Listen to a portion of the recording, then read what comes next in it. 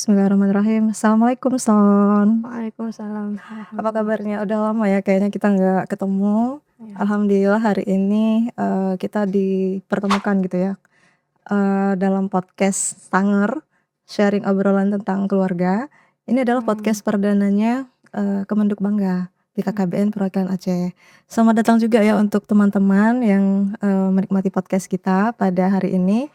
Dan kita mengucapkan terima kasih banyak ya kepada atas support ya, support dari ACPI, BKDP dan juga Edugenzi yang udah memfasilitasi podcast kita pada hari ini. Nah Son, gimana kondisinya hari ini? Sehat? Puasa ya? Alhamdulillah sehat. Anak-anak gimana kabarnya, Haura?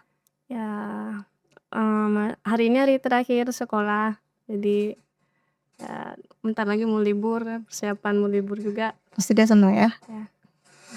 Ya Son, jadi hari ini tuh kita mau sharing-sharing ya, mau ngobrol-ngobrol gitu kan terkait dengan apa ya, temanya kemarin kita sebenarnya udah diskusiin ya, transisi peran perempuan gitu kan. Nah jadi perempuan ini kan dalam fase-fase hidupnya itu kita tuh kan menjalani beberapa peran gitu ya, terutama dan ini sebenarnya relate gitu. Jadi BKKBN Kemenduk Bangga itu kebetulan kita tuh mengurus terkait dengan siklus hidup manusia gitu. Jadi dari masa remaja gitu kan, dari pecatin nih calon pengantin, kemudian mereka tuh persiapkan untuk menjadi istri gitu kan, persiapan pernikahan, kemudian juga mereka jadi ibu, 1000 hari pertama kehidupan gitu dikawal, mengurus anak balita, sampai anak keluarga dengan remaja, terus jadi lansia gitu ya. Nah, itu siklus hidup yang normal manusia kan seperti itu gitu.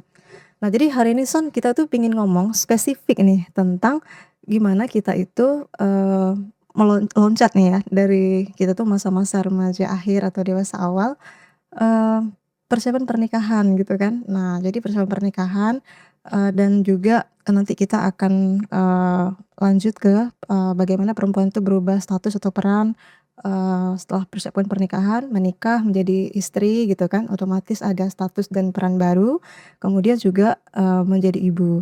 Jadi mulai dari single, couple, dan triple gitu ya kalau sudah punya anak satu. Nah jadi Nira penasaran nih ya, jadi kalau Sonia sendiri dulu, mungkin boleh sharing-sharing ya sama kami, gimana sih melewati masa-masa remaja akhir itu ya, atau tahap dewasa awal itu untuk mempersiapkan dulu pernikahan gitu. Nah jadi tema ini relate, jadi di BKKBN tuh ada forum genre juga namanya. Jadi anak-anak remaja nih, mahasiswa yang memang sudah menjadi duta kita gitu kan, mereka itu untuk memberikan edukasi ke masyarakat, ke teman-teman sebayanya gitu kan, gimana caranya mempersiapkan pernikahan yang matang gitu, dari semua sisi. Kita mulai mungkin dari temanya menarik gitu ya, mungkin anak remaja suka nih dengarnya.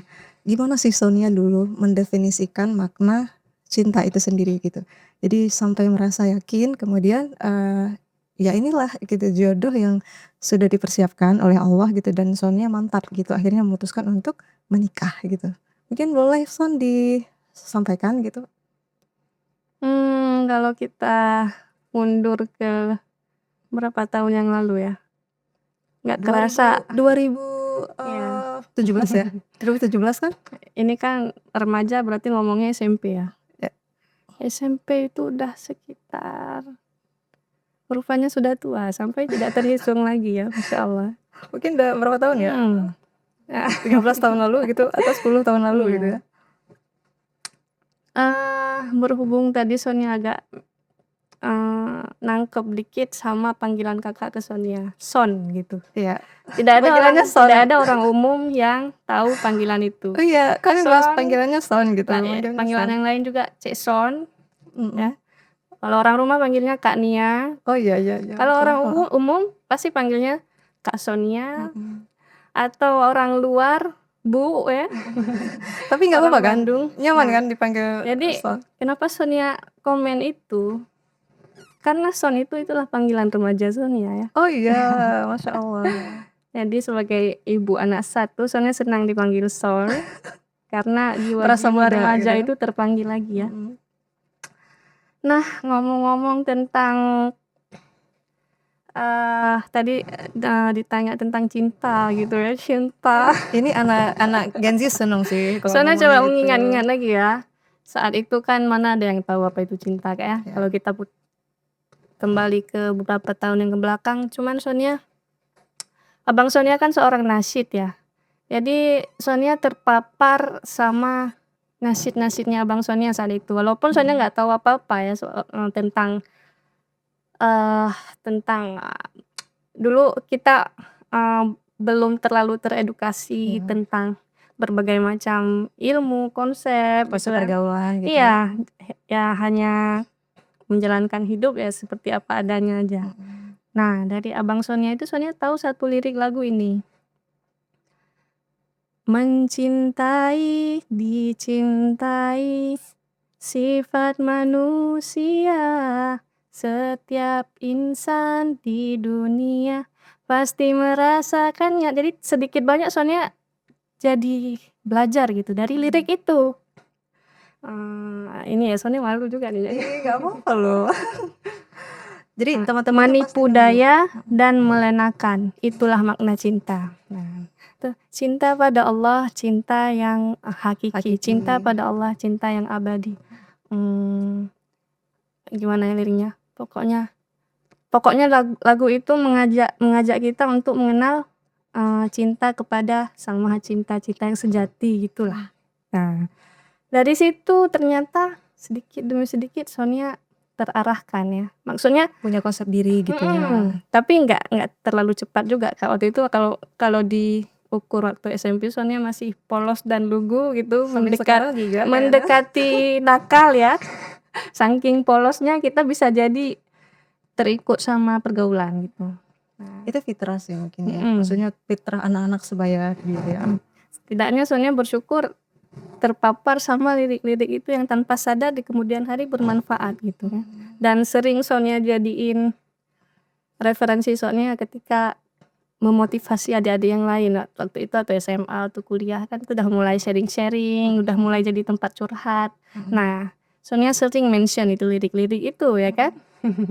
Daripada kita masuk ke teori yang berat-berat. Jadi benar ya, maksudnya apa yang kita dengar, apa yang kita baca itu secara nggak langsung membentuk pola pikir kita ya Sonia. Apalagi di anak-anak remaja yang mungkin waktu itu belum punya filter gitu ya. Iya. Belum punya konsep diri Apalagi yang di jelas. kampung-kampung Kak memang sangat sedikit ya. Kalau di Banda Aceh mungkin banyak. Di mana-mana ada kakak kajian gitu ya bahasanya. Pokoknya banyak lah gitu asal mau mencari gitu kan. Kalau di kampung-kampung Kak kan misalnya orang kampung sana tinggalnya di Matang, di Sama. Matang Gelompang 2. Ya kan? Mana Kita ada sama-sama orang kampung. mana ada kita ngerti yang gitu-gitu ya. Sumber pun terbatas gitu. Ya, jadi ya jahiliyah gitu. Tapi nggak gimana ya, kita masih terlindungi sama Aceh, sama keacehan kita. Mungkin di Aceh Tapi tetap masih belum cukup sih, harus kalau nggak belajar ya nggak akan tahu gitu. benar ya. Mungkin di Aceh secara nggak langsung lingkungan sosial tuh turut menjaga ya, menjaga anak-anak gitu ya. Terus kan gimana sih menjelang Sonia itu mungkin lompat lagi ya dari masa remaja itu ke persiapan pernikahan nih sampai memutuskan untuk menikah gitu kan. Mau menerima dengan yakin bahwa jodoh yang datang itu adalah memang itu pilihan dari Allah gitu kan. Dan gimana sih Sonia sampai di titik itu, prosesnya itu gimana gitu, sampai akhirnya memutuskan, oh ya memang he is the one gitu kan, aku udah menemukan orang yang cocok, kemudian menikah gitu. Mungkin bisa diceritain gitu ya pengalamannya. Kalau dari remaja langsung ngomong nikah itu Kak masih panjang prosesnya Kak. Remaja soalnya hijrah dulu. Nggak ada orang remaja langsung mikir nikah. Iya, ya maksudnya itu. Jadi mungkin kalau Sonia mau ringkas ya, titik balik di hidup Sonia itu kan waktu SMA ya. Di situ Sonia kenal yang namanya hijrah. Nah, fokus Sonia saat itu ya memperbaiki diri ya. Habis itu seiring berjalannya waktu selesai tapi ujian-ujian cinta itu terus datang ya di setiap fase kehidupan Sonia. Karena waktu SMA juga Sonia ketemu sama suami. Beliau abang letting 2 tahun di atas. Begitu ya. Jadi ketika kuliah juga Udah terpisah gitu ya waktu kuliahnya? ya, Maksudnya kan soalnya beda kuliahnya di di sini, US, beliau di ITB. Nah, jadi apa ya, Sonia dulu yang menjadi patron atau role model hidup Sonia tuh Abang Sonia memang ya. Yang Sonia baca dari Abang Sonia tuh nikah muda, terus istrinya ibu rumah tangga, terus anaknya tuh hebat, berprestasi kecil-kecil gitu. soleh. Nah, dari situlah keluarga kami pertama kali merasakan nikmatnya menjadi orang soleh dan memiliki orang soleh dalam keluarga.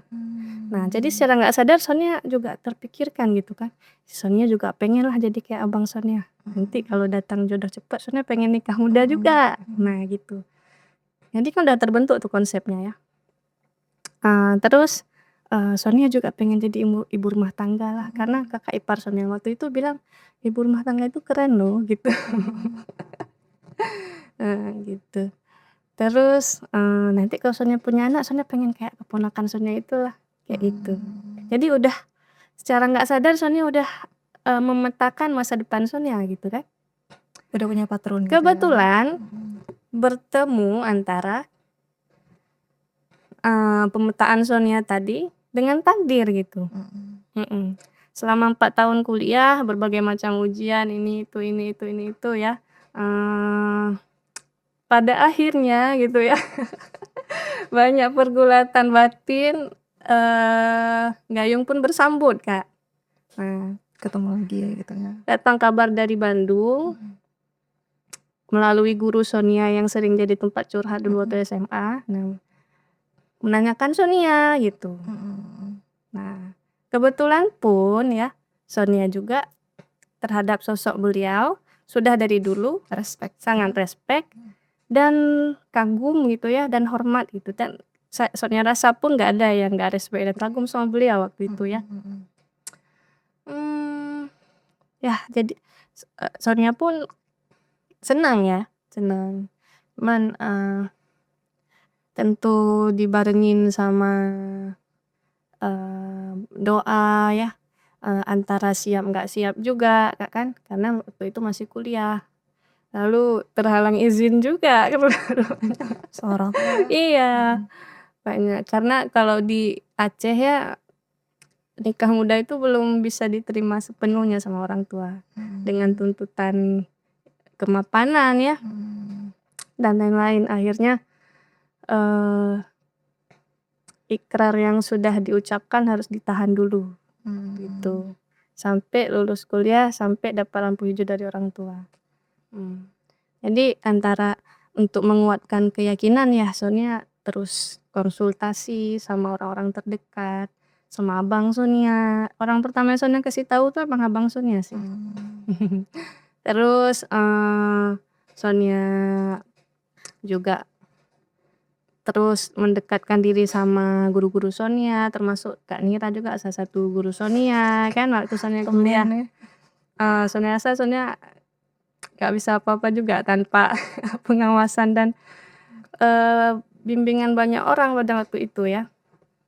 Habis itu persiapan ilmu, persiapan mental gitu. Karena waktu Sonia berada di fase itu, Sonia merasa karena udah nggak enak juga bilangnya ngebut. Gimana ya? Sudah punya ini. Maksudnya ini udah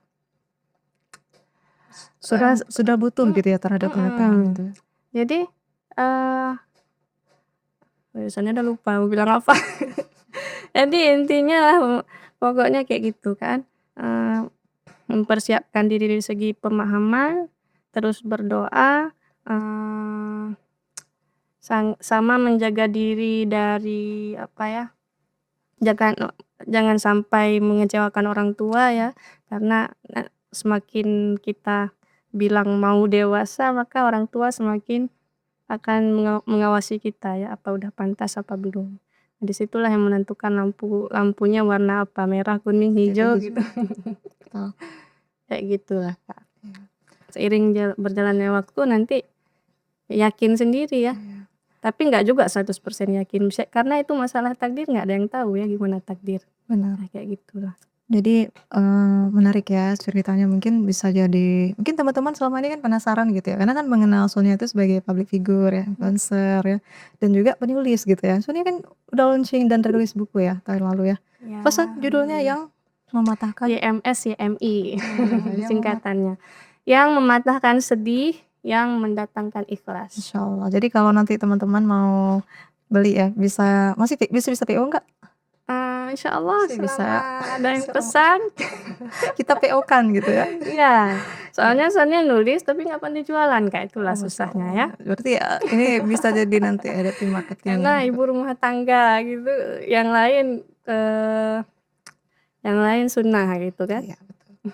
Nah, jadi Son, ini pengen, tanya-tanya juga nih ya, sharing. Tadi kan terkait dengan, menikah muda tuh tadi ya.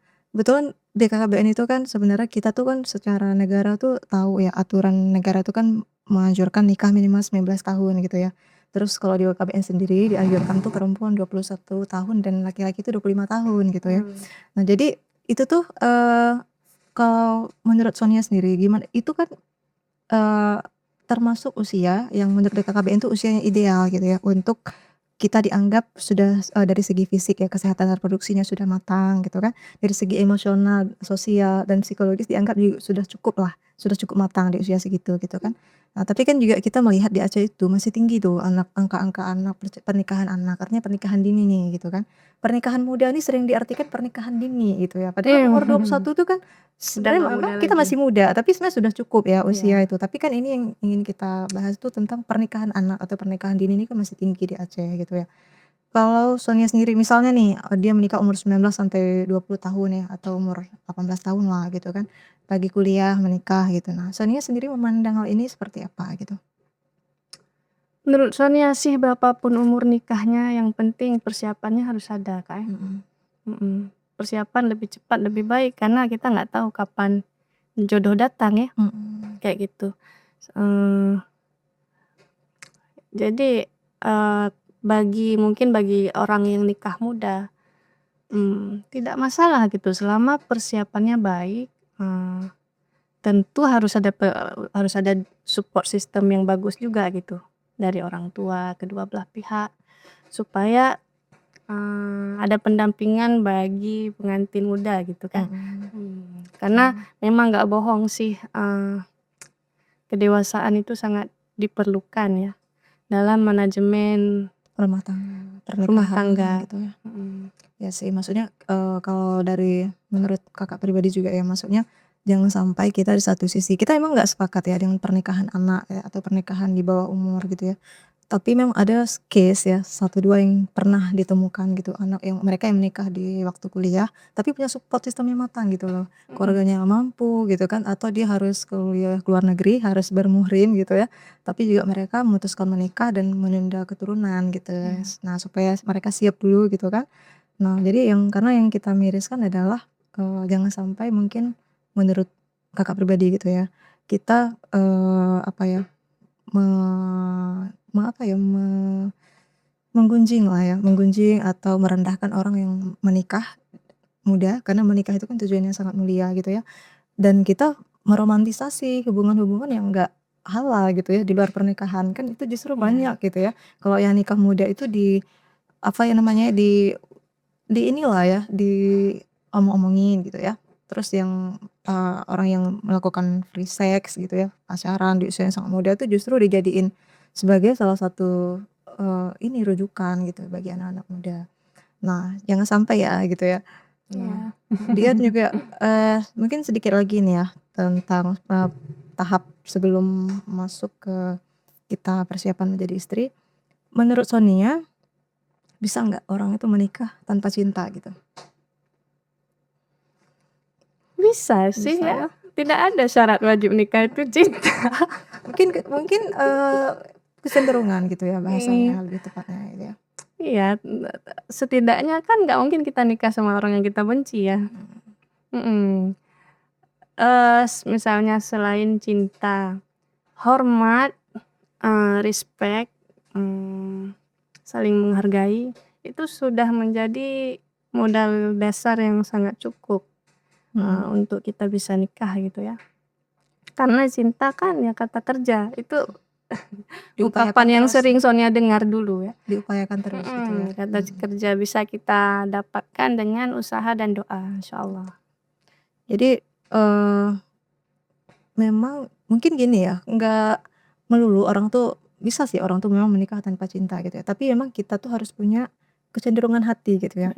Kita mungkin punya kecenderungan hati melihat bahwa sosok dia ini punya potensi untuk kita cintai gitu ya. Karena kan nggak mungkin juga ya. Islam ini kan sangat fitrah ya, sangat menghargai nih yang namanya fitrah. Perasaan cinta itu kan sangat mulia ya, sangat agung dalam Islam. Karena kan kalau kita baca dari cerita sahabat ya, Son, kayak Abu Darda tuh yang istrinya ya, yang dia dulu menolak Salman Al-Farisi karena dia emang nggak punya kecenderungan gitu ke Salman gitu ya. Dia kan punya kecenderungannya ke Abu Darda gitu kan. Termasuk Fatimah. Dia menolak sahabat-sahabat utama loh gitu kan. Dan dia menerima Ali karena emang dia punya kecenderungan gitu di Ali bin Abi Thalib ya. Jadi subhanallah Islam itu kan menghargai sekali itu ya. Mungkin kita nggak punya cinta itu nggak apa-apa, nggak masalah gitu ya. Tapi kita punya kecenderungan hati gitu ya terhadap orang yang mungkin oh kita lihat dia ini punya potensi untuk kita cintai, nggak punya alasan untuk ditolak gitu loh. Walaupun mungkin secara personal kita belum jatuh cinta gitu, karena cinta itu kan sangat dalam gitu, sudah sangat dalam gitu ya. Nah jadi itu mungkin ya Sonia, sepakat nggak ya dengan Ya, pernyataan itu? tentulah Kak, kan Kakak guru Sonia.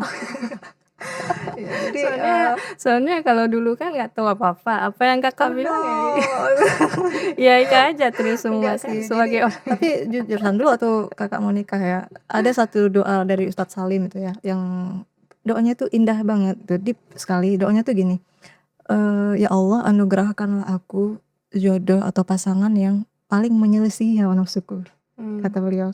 Bagus ya kata-kata menyelesaikan hawa nafsu itu dalamnya itu banyak sekali ya, ada makna ikhtiar, makna tawakal ya. Makna juga di situ diakui gitu ya bahwa kita sebagai manusia itu pasti punya hawa nafsu gitu ya, yang mungkin itu bisa membuat kita tuh nggak lagi objektif yang memandang seseorang gitu ya.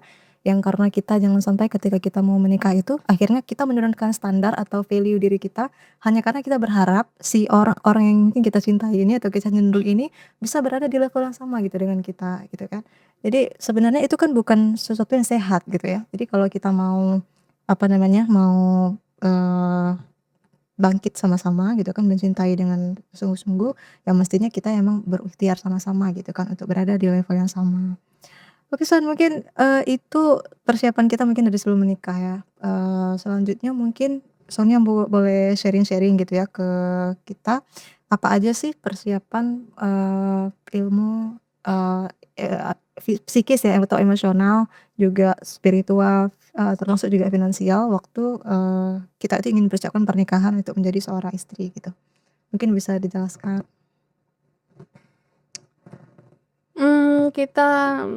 Kita kan memulai dari titik yang berbeda-beda Kak ya. Dan nggak ada satu rumus pun yang mengatakan kalau orang yang misalnya dari segi finansial lebih siap, jaminan Menikahnya rumah lebih siap tangganya gitu. itu akan lebih baik. Nggak ada satupun rumus yang bilang gitu kan. Karena hidup ini kompleks sekali gitu. Jadi bisa saja orang yang menikah karena misalnya impulsif, dia spontan ke kadung jatuh cinta ya, mungkin Sonia masuk ke dalam kategori itu ya. Karena rasa kagum yang sudah duluan muncul tadi Kak dari SMA, walaupun tidak berkomunikasi ya. Jadi orang yang misalnya memulai dari mungkin kayak yang Sonia bilang tadi karena impulsif, bukan berarti nanti rumah tangganya akan penuh konflik dan rentan. Karena itu semua tergantung dari bagaimana mereka bagaimana mereka nanti membekali diri selama mereka sudah menikah gitu Kak kan. Jadi mungkin Sonia dulu pernah apa yang Sonia lakukan? Apakah mungkin belajar dari orang-orang yang mungkin sudah menikah gitu kan? ya, Menanyakan tentu melihat itu pengalaman tentu gitu ya? Kak ya. tentu melihat abang Sonia kayak mana kan. Ya Karena kan persiapannya kan Sonia terlalu belajar sih belajar, panjang. tapi Sonia merasa ilmu rumah tangga itu kayak nggak ada habisnya gitu ya. Betul. Sonia merasa kayak nggak pernah bisa dibilang siap gitu Kak kan. Jadi apalagi bagi orang yang nggak belajar Kak kan, gitu. Jadi menurut Sonia sih terlepas dari semua persiapan kita ya, persiapan fisik, mental, ini itu finansial, itu ada juga faktor yang lain ya, faktor tentu saja faktor faktor kemana takdir membawa kayak gitu Kak. Karena kalau misalnya kita terlalu punya harapan yang tinggi nanti saya menikah harus dalam keadaan seperti ini, saya nanti kalau udah nikah idealnya seperti ini. Nah, faktanya nggak seperti kenyataan. Itu akan menjadi masalah baru yang nggak bagus juga buat keluarga kita, buat rumah tangga. Jadi boleh punya idealisme masing-masing, tapi tetap juga harus tawakal dan terbuka untuk kemungkinan-kemungkinan yang lain.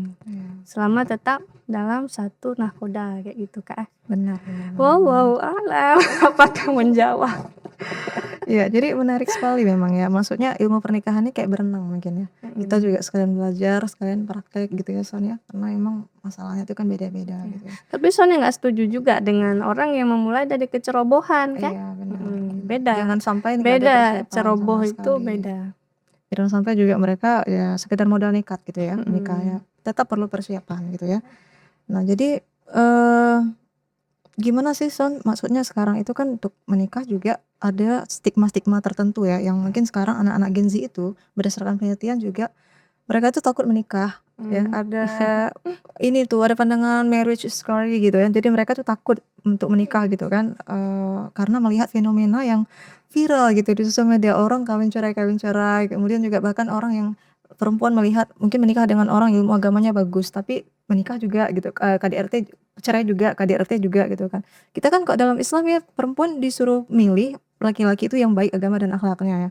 Menurut Sonia kenapa sih harus dipisah antara baik agama dengan akhlaknya gitu kata Rasulullah gitu ya. Kita tuh cuman dianjurkan Rasulullah untuk milih 2 itu ya, nggak kayak laki-laki yang punya pilihan itu direkomendasikan Rasulullah 4 gitu ya untuk melihat perempuan. Gimana pandangan Sonia tentang hal ini? Seharusnya ungkapan itu nggak boleh dipisah sih. Karena orang yang baik agama pasti akhlaknya baik, setidaknya berusaha untuk baik. Seharusnya kayak gitu sih Kak. Cuman ya Faktanya orang banyak yang punya ilmu agama kan nggak bisa, akhlak itu bagian dari agama ya gitu ya. gitu. Jadi kalau orang bilang dia ilmu agamanya bagus tapi akhlaknya nggak bagus, berarti penilaian kita itu masih sempit gitu. Gitu ya. Karena agama kan bukan Islam bukan Nggak agama terpisah ya. praktis ibadah gitu, ritualitas aja gitu. Tapi dari ujung rambut sampai ujung kaki itu agama semua kan. Betul. Jadi mungkin gini ya Son ya, agama banyak orang punya ilmu agama tuh mungkin sifatnya agama tuh kognitif ya. Dia pengetahuannya gitu lebih diasumsikan seperti itu, sedangkan akhlak tuh kan prakteknya gitu ya, psikomotor gitu kan. Karena memang banyak kita melihat, oh menerima misalnya perempuan nih yang menerima laki-laki, kenapa kamu menerima dia sih? Dia sholat 5 waktu, dia puasa gitu kan, dia mau ngaji. Padahal kan itu hanya salah satu apa ya, itu bare minimum gitu loh sebagai seorang muslim ya. Jadi nggak bisa dengan itu kita menyimpulkan bahwa dia sudah punya agama dan akhlak yang bagus gitu ya saya. Jadi untuk kita tahu kita tahu undang-undang itu ya, mungkin bagi calon pengantin dia nggak akan tahu melihat kriteria kayak gitu, karena mungkin karena masih muda atau kurang ilmu. Itulah pentingnya ada orang-orang di sekitar yang lebih dewasa, ada orang sekitar yang lebih berpengalaman untuk membimbing si Calon pengantin itu membantu menilai gitu ya, atau melihat yang sisi sebelah sana itu bagaimana. Kayak gitu. Jadi berhasil tidaknya satu keluarga itu emang sebenarnya kerjasama dari Banyak orang, banyak iya, pihak gitu ya. banyak pihak dari keluarga, dari orang sekitar gitu. Ya sih Son. Jadi Son tahu nggak di BKKBN itu ada loh kami itu namanya program bimbingan chatting dilakukan sama penyuluh gitu kan. Jadi itu salah satu ikhtiar dari negara mungkin ya untuk mengarahkan orang-orang yang mungkin nggak punya support system dari lingkungan sekitar. Karena kan kita banyak ya mau menikah itu belum tentu orang tua kita tuh ngasih nasihat pernikahan ke kita. Karena kita lebih Iya. malu sama orang tua kan Apalagi orang daripada Aceh itu tabu untuk dikatakan. tabu gitu kan. Iya benar.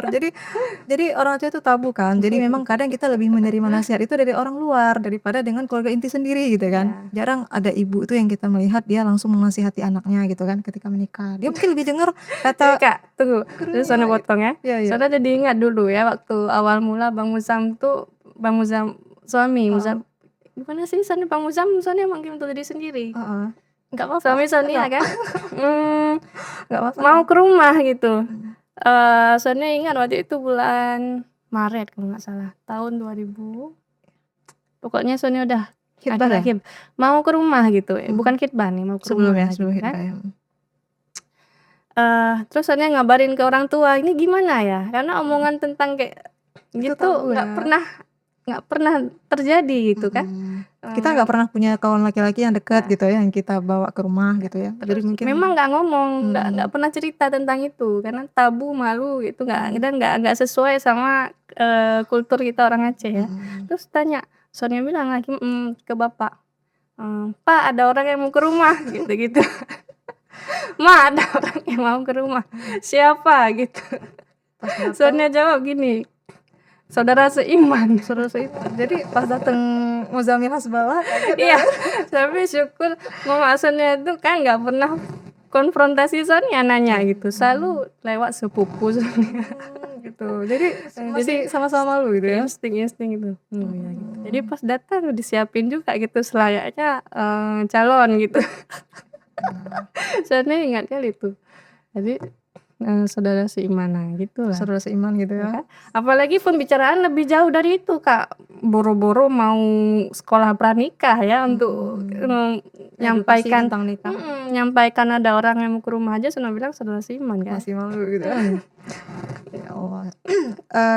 Ya Son ya. Jadi kemudian gimana nih Son setelah menikah itu kita sebagai suami atau istri itu ya menjalani peran-peran masing-masing dengan mengelola ekspektasi kita terhadap pasangan gitu ya. Mungkin kalau kakak dulu ya, maksudnya sebelum menikah itu kan nggak pernah komunikasi ya secara intens, kenal gitu aja gitu ya. Momen bertemu bertanya jawab pun 2 kali gitu cuman. Jadi emang nggak punya ekspektasi apapun terhadap pasangan dan emang nggak mau berekspektasi. Mendengar sih tentang dia dari banyak orang begini-begini, tapi nggak menjadikan itu sebagai standar, nggak mau karena kan itu yang terlihat di orang. Nanti kita jadi berasumsi gitu kan. Dan kalau dia sesuai dengan ekspektasi kita jadi nggak bersyukur, oh memang seharusnya begitu gitu kan. Kalau dia dulu ekspektasi kita, kok dia gini sih gitu kan. Nah jadi kalau Sonia sendiri gimana nih mengelola ekspektasi terhadap pasangan setelah menikah gitu? Masalah ekspektasi ini emang jujur Sonia dulu karena nikahnya cepet gitu kan. Masalah manajemen ekspektasi ini luput dari Sonia Kak. Sonia ngira oh kami sama-sama anak kampus gitu kan. Pasti senang belajar gitu. Oh sama-sama orang masjid. Ya dia imam gitu. Sonia juga sama-sama suka masjid gitu. Sonia nggak sadar kalau Sonia udah menyusun list dari 1 A, B, C, D sampai Z dari pihak Sonia sendiri. Nah itu ekspektasi yang sangat besar yang Sonia bawa gitu kan. Sonia nggak sadar itu terjadi gitu kan. Dan guru-guru Sonia pun mungkin kenapa bukan tanggung jawab guru Sonia juga sih untuk mendikte Sonia harus seperti apa, tapi luput gitu membahas tentang mengelola ekspektasi ini. Alhasil gitu kan, alhasil gitu ternyata berbeda gitu. Walaupun kami sama-sama aktivis ya, Sonia kira semua aktivis tuh sama kayak gitu, sama-sama gerakannya seperti ini gitu. Ternyata beda ya. Sonia kira fokus dia dan fokus Sonia itu sama gitu. Kayak gitu. Ternyata Sonia juga sempat melalui fase dibentur ke kenyataan. Beda. Semua orang pasti pernah gitu dalam proses pernikahan. Jangankan ada sih gitu yang pandangan hidup yang kayak gitu kan. Kita perempuan dan laki-laki aja sebenarnya udah beda kan. Tapi pembahasan itu nggak terlalu di Nggak terlalu dibicarakan di sama awal gitu ya? waktu itu sama Sonia sih. Mmm. Jadi Sonia belajar itu sambil jalan tentang bagaimana mengelola ekspektasi dan pasangan. jadi sasarannya siapa nih kalau Sonia udah berkecamuk? Abang Sonia. Sama Sonia ada tekanan untuk melindungi privasi gitu karena kami kan nggak ada Public berencana figure. untuk jadi public figure Kak kan. Itu semua kecelakaan yang terjadi di akhir menjelang Nggak kecelakaan sih, itu nggak bisa disebut sebagai kecelakaan. iya gitu. Jadi waktu datang ke rumah aja masih belum siapa-siapa. Tiba-tiba udah kejadian viral gitu kan. Semua orang kaget gitu. Itu bagian dari perjalanan takdir sih, gitu kan. Hmm. Artinya emang ya kalian udah siap gitu kan di posisi itu gitu. Ya siap nggak siap Kak ya. Ya. Alhamdulillah. Ya Son, terus gimana nih Son, idealnya ya, Sonia menyesuaikan cita-cita masing-masing sekarang. Pasti Sonia tadi membawa cita-cita ya, punya visi misi, suami juga punya cita-cita. Jadi bagaimana caranya sekarang mengkomunikasikan dan mengkompromikan itu, sehingga itu bisa jadi cita-cita bersama sekarang. Jadi keluarga kita itu bisa tetap berjalan gitu kan sesuai dengan rules-nya. Masalah cita-cita itu sama juga Kak kan. Bagian Manusia dari ini ekspektasi itu ya. manusia ini sangat dinamis Kak. Hari ini cita-citanya A, besok B, besok C, besok D kan. Gitu. Sonia dulu waktu menikah sudah berniat untuk mendedikasikan 1000% hidup Sonia tuh untuk suami. Jadi Masya Allah Sonia ya, emang istri cita-cita idaman nih. cita-cita Sonia putus ketika ijab kabul terucap. Artinya apa? Sonia tidak merencanakan apapun lagi plot hidup Sonia akan menjadi apa atau akan melakukan apa nanti setelah nikah gitu. Nah, gitulah naifnya ya kayak. Nah itu. Sama mungkin karena dikejar target ya. Soalnya waktu itu udah harus nikah, udah harus sidang skripsi. Nggak sempat mikir lagi, Kak. Waktu itu ya sidang. Tanggal 7 akad, tanggal 4 sidang akhir gitu. Dan orang kedua lah yang sidang di kampus tuh ya. Dituntut pernikahan. Jadi tapi bukan berarti kalau misalnya kita nggak merencanakan dengan baik, rumah tangga nggak berjalan sukses. Iya, benar. Kenapa? Karena ada Allah. Disitulah Iya, baiknya benar. Allah ya. Kita kadang kita nggak usah takut kalau nggak ada rencana sih. Kalau Sonia sih kayak gitu. Karena selama kita menuntaskan kewajiban kita hari ini, misalnya kita disuruh belajar hari ini, kayak Sonia waktu itu kan disuruh amanah kuliah harus selesai. Sonia sangat senang setiap mata pelajaran yang Sonia ini masuk. Sonia selalu bersungguh-sungguh untuk menunaikan apa amanah Sonia saat itu. Nah, nanti walaupun Sonia misalnya nggak di training atau nggak kepikiran untuk buat planning masa depan, Sonia rasa Allah maha baik gitu menuntun Sonia karena menolong Sonia sudah menuntaskan kewajiban Sonia hari itu. Nah, jadi apapun tugas kita saat itu ya, lakukan yang terbaik untuk investasi atau asuransi kita di masa depan gitu. Nggak selamanya proses yang buru-buru itu menghasilkan akhir yang nggak baik gitu ya. Selama kita yakin sama Allah, pertolongan Allah itu pasti ada gitu ya Son. Kayak gitulah. Son, terus gimana nih ya menurut Sonia, sebelum menikah itu ada nggak hal-hal yang perlu mungkin kita tanyakan gitu ya kepada calon suami, atau Sonia dulu pernah mengkomunikasikan apa gitu, hal yang sebelum menikah itu dibicarakan dulu gitu dengan suami, untuk Sonia enggak Kak, karena Sonia kira Sonia sudah tahu semua. Berarti kita gini ya, perkenalan selama apapun sebelum menikah itu enggak menjamin Mungkin gitu itu ya, yang gitu harus kan. dikoreksi ya. Kayak kalau Kakak kan semua terstruktur orang. no, Kakak konseptor banget orangnya kan. Kalau mau buat keputusan A gitu, sudah diancang-ancang ini Enggak juga gitu sih kan. Son. Soalnya syukur sih dapat orangnya orang baik. Tapi sebaiknya ya kita harus Punya ada memforensik sedikit calon kita gitu. Itu bagus sih gitu ya, screening gitu. Kita cari tahu gimana. Semengenal apapun kita dengan dia ya, sekenal apapun kita dengan gimana dia kalau marah. Nah, itu kan. Nah, itu penting banget. Terus bagaimana pandangannya tentang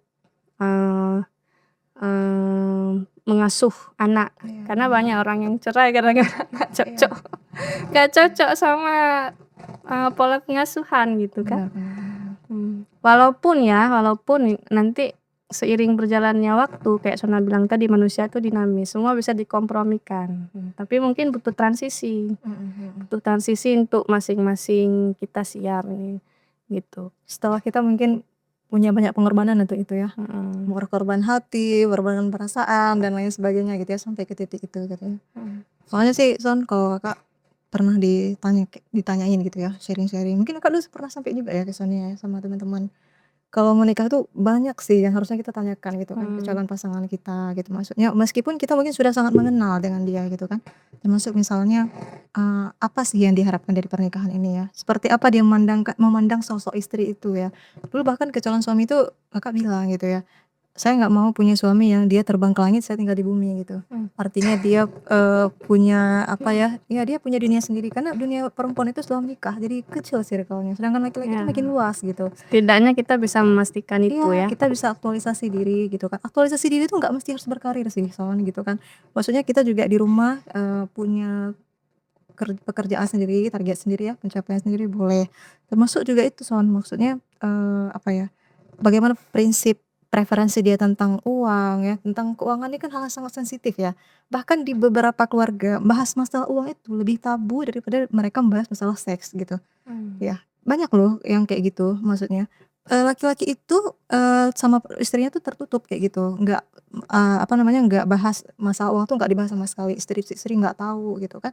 Dan akhirnya ini perlu kita bicarakan sih Son menurut Kakak sebelum menikah ya. Misalnya dari mana sumber nafkah gitu kan. Nah, kemudian ada hutang nggak gitu kan, menanggung keluarga tidak gitu kan. Gitu, sejauh apa sih dia menanggung keluarganya dan bagaimana itu kemudian berdampak pada keluarga kita kayak itu mungkin hanya pertanyaan-pertanyaan kecil gitu ya yang mungkin ada banyak yang harus kita tanyakan sih pada laki-laki. Maksudnya jadi sebelum menikah pun bukan berarti ketika jawaban dia nggak sesuai ekspektasi kita nggak menerima dia enggak.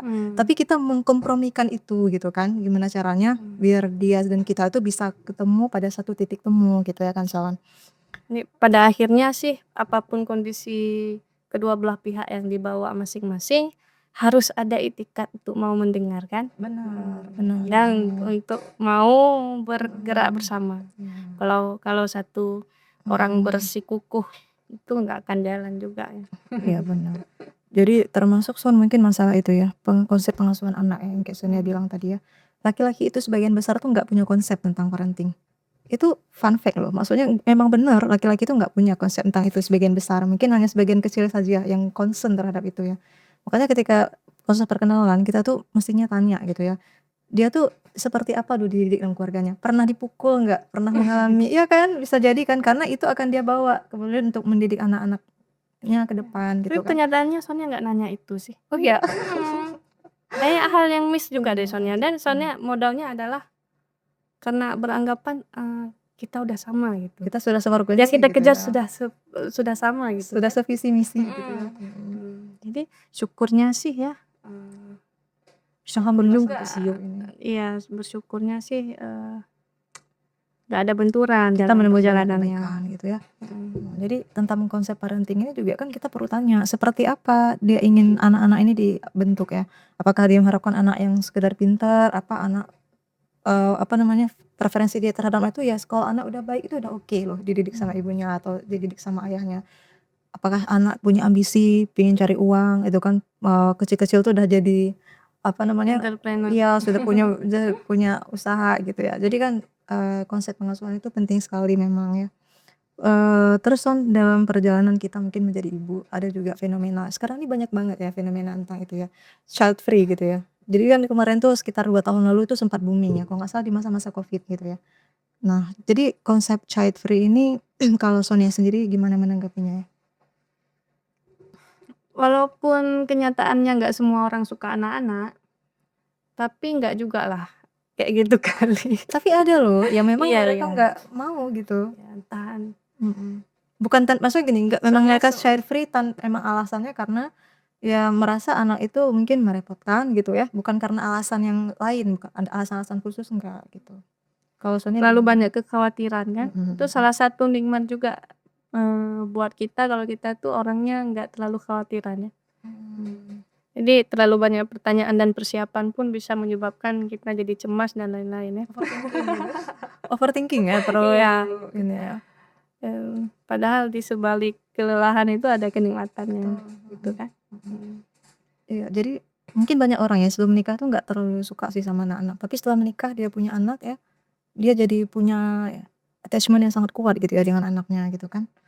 Nah, self-care sendiri kalau dalam Islam tuh dibolehkan nggak sih? Gimana menurut Kakak? Gimana sih Sonia ini Gimana tanya menurut ke Kakak? ya Tapi jadi menurut Sonia sih sebenarnya sih kalau dengan sengaja kita nggak mau itu kayaknya udah menolak fitrah ya, karena menikah itu memang untuk salah satu tujuannya itu iya, untuk mempunyai keturunan iya. kan. Turun itu yang kata Allah itu akan menjadi khalifatu fil ard ya, khalifah di muka bumi gitu kan. Kecuali mungkin si ibu tuh punya case ya, dia, punya penyakit tertentu yang mungkin membahayakan dia dan janinnya gitu ya. Oke Son, itu aja mungkin ya, sharing-sharing kita. Sebenarnya waktunya tuh terlalu singkat ya, karena kita tuh kalau ngomong, kita biasa ketemu 2 jam ya paling minimal kita tuh untuk bahas segala hal gitu ya. Dan mungkin waktu kita di podcast kali ini terbatas ya, ada banyak yang mungkin kita perlu, bahas di kesempatan yang lain insyaallah. Ini saja mungkin ya pertemuan kita, terima kasih kepada teman-teman yang udah menyimak podcast Sanggar ya, sharing obrolan tentang keluarga dari Kementerian Bangga perwakilan BKKBN Aceh. Kami ucapin terima kasih banyak loh Son, atas waktunya yang udah Sama-sama, makasih juga yang sudah hadir bimbing. kembali. Insyaallah This is nanti my very first first time gitu ya, podcast jadi ya. pertama kali sama loh gitu Bukan kan. first, tapi very first. Jadi ini sama, kita Maaf ya kalau udah sama. canggung-canggung Enggak, traveling ke sana kemari sama Kak ya. sih, Tapi sama. setidaknya Sonia agak enjoy karena ini masih di kawasan Sonia, masih sama orang Aceh ya. Langsung aja ya. Beberapa waktu lalu Sonia ngisi di Wardah gitu kan yang audiensnya Ibu Retno Skupnya, Marsudi. Ada ya, Kak. jadi Itu jadi sangat memang kangen. teman-teman kita nggak perlu khawatir ya. Jadi pemateri kita udah skala nasional No, no, no, levelnya tuh. no. Oke, itu aja mungkin teman-teman. Sampai jumpa di podcast Sanger selanjutnya. Terima kasih sekali lagi kami ucapkan kepada atas support dari ACPI, BKDP, dan Edugenzi yang sudah mensupport podcast kita pada hari ini. Kami mengucapkan terima kasih. Sampai jumpa. Assalamualaikum warahmatullahi wabarakatuh.